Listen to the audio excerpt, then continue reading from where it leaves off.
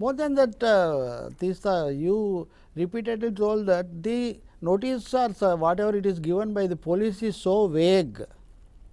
No, so I'll tell you what. It don't have any specific charges. They began with a complaint on collecting funds for the Gulberg Memorial. Yes. We have answered the charge. Now they are trying to, a super regulator, they are trying to perform the function of income tax, charity commissioner, FCRA authority. From 2008. From 2008. And we have given them 25,000 pages of documents. 25,000. Achha. Rebutting every charge. What were the charges? Trust funds used for personal expenses. I showed that personal expenses came from my personal accounts. Yes. Then we showed them that credit cards were used perfectly legally. Yes. Then we showed that all the charges have been answered. So then they write to the Home Ministry, do an FCRA investigation. Yes. So this is a witch hunt. It is a vindictive witch hunt.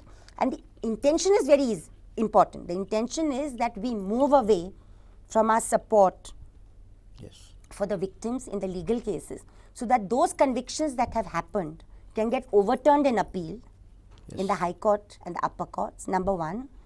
Number two, their supporters are kept happy because their supporters are hysterical. Yes. They consider us the enemy of them. So they feel, that the good lesson is being taught to these people. And they've got a terrible lot of supporters. They're full of hatred and venom. They also want to send a message to donors, people, individual donors who give us money, that keep off these people. Yeah. They're under watch. And finally, they want to send a message to all anti-communal groups in this country that don't cross the line. You hold your seminars, you hold your meetings, you write certain articles, but don't go to court and get the guilty punished. It is said that India accepts everything in philosophy. When it comes to practice, everything that goes against is prohibited. You see, if you take from 2002 to these 13 years, it seems that only citizens for justice and peace stood firmly and continuously in these cases. I mean, we are the only group that has stood there for, now it's like how many years? 13 years. Yes. But even now, I think Supreme Court has granted you relief, and it is we may not talk about it, but no, I can't speak about it because I'm before the court. But yes, we have put our entire case before the Supreme Court, and I continually believe that if this country will survive, it's because of the constitutional values in our institutions, and the individuals who believe deep-rootedly in equality and non-discrimination. It's a civilizational value that we have. Indian secularism does not come from outside. Yes. It comes from the belief of our people, deep respect for you. We've had our conflicts, we've had our differences, but you cannot take away either the Dalit tradition or the Islamic tradition or the Christian tradition from India. India would be left hollow without it. Yes. Vivekananda said the same thing. Yes, yes. So in the backdrop now that we have so many kinds of terrorism, including the Islamic terrorism of the worst kind on the one side. On the other side, RSS or whatever it is, those believers, they are taking over the reins of the central government. In this context, what is the things to be done at the front of secularism, communal harmony? It's a huge challenge, sir. There's a political challenge for the political opposition. There's a challenge for activists like us to ensure that the space in society, the space for struggle is maintained, even if it means taking a risk. There's also a question of freedom of expression, freedom of assembly, freedom of association. All these things are being called into question. Because today, this government that has no problem, today there's an item which says that if there are foreign direct investments, there will be no scrutiny. Yeah. Yeah. There will be no scrutiny of crores of dollars coming from outside. And there's a completely skewed notion of what is development in this country. Look at the way land acquisition On the other day, I saw your statement that the so-called foreign fund flows through corporate routes, they are not controlled. And whereas some funds coming for NGOs or social activists, these things are questioned. I believe we should be answerable, and we are answerable. Yes. I believe we have not violated the law.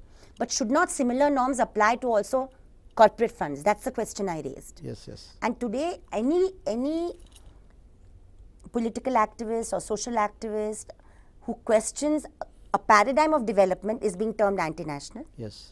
Anybody who works for constitutional values and communal harmony is being termed anti-national. So I say let the people of India decide what is national or international. This government has just got a 31% vote.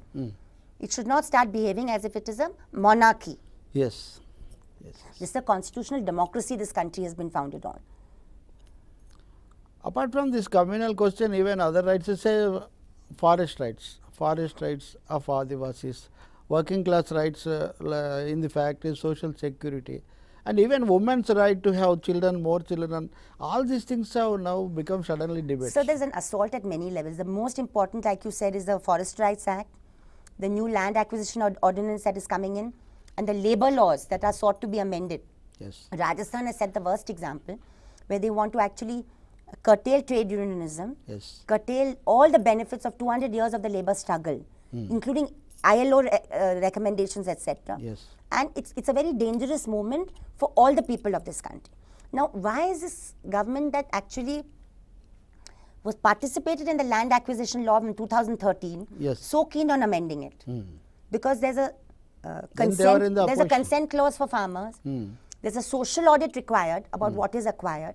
Today, an RTI activist, Mr. Venkatesh Nayak, has found that only 8% of the land that was acquired earlier in the last some 7 or 8 years, he has done an RTI study, was held up because of land acquisition. Yes. Otherwise, all of it, 72% was held up because private sector did not complete its work on time. Yes. So, I mean, this whole myth that is being created Yes. about why land and why can't they acquire wasteland? Yes. Why are they acquiring agricultural fertile land when we have a food security issue? When we are paying huge amount for imports, Yes. we don't have enough food for our people to eat. So we should be encouraging farmers. In this connection, actually, AP, Andhra Pradesh, Yeah. particularly Telugu state, Andhra Pradesh, got a problem with this kind of land pooling for capital. Its new capital. Medha Patkar and Anna Hazare, people like them were here. Then they were also attacked by the AP government that these people don't know facts and they are just coming to the rescue. Well, that's what I'm saying, that Medha Patkar, Anna Hazare, Aruna Roy, all of us are being called anti-national and anti-development. Aruna Roy was part of a large group of people who pushed through the rural works program, Manrega. Yes. She explained to me recently in an interview how Manrega has revived the rural economy by generating not just fair wage and dignity for the rural worker, but actually the panchayats feel that there is money coming in because they are saving people's savings. Like was saying, people's savings are more important Yes. than foreign direct investment. yes. Why can't we generate more sentiment and more social security so people can save money?